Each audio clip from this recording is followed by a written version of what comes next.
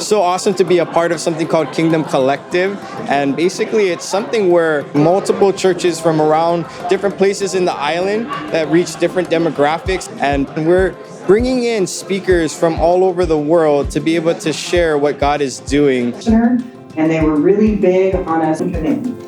He went so far as to say this one command. Kingdom Collective is like a laboratory for learning how to do church now as times have changed. So it's a place where we can collaborate, share best practices.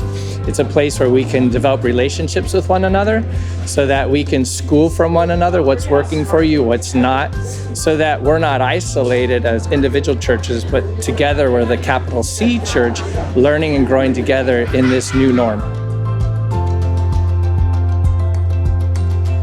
A bunch of churches have come together in this disruptive environment, and our focus is really around healthy leadership and really kingdom collaborations. You know, sowing in their time, their talent, and their treasure, really to raise the tide for all the churches in Hawaii.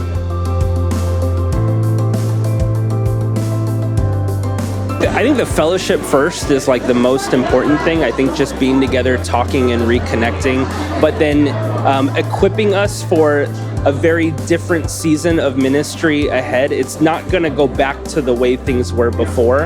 And so it's not something, I just don't think one church is going to solve it. It's going to take every single one of us working together.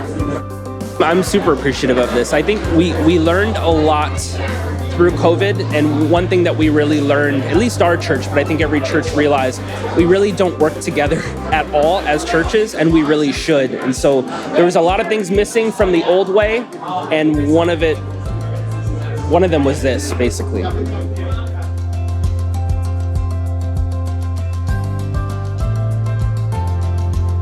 So the great thing about ministry is not just content anymore, because content is important, but it's everywhere.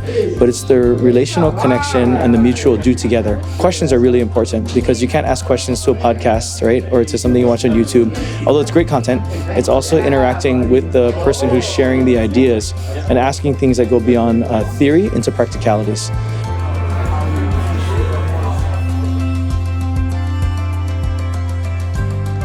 You know, there's been, I think, just a lot of spiritual warfare. There's just been a lot of challenges and obstacles, just because in this busy time, it's so easy for us to default to what's urgent versus what's important. And so just this happening, I feel, is such a victory for what God is doing in our community.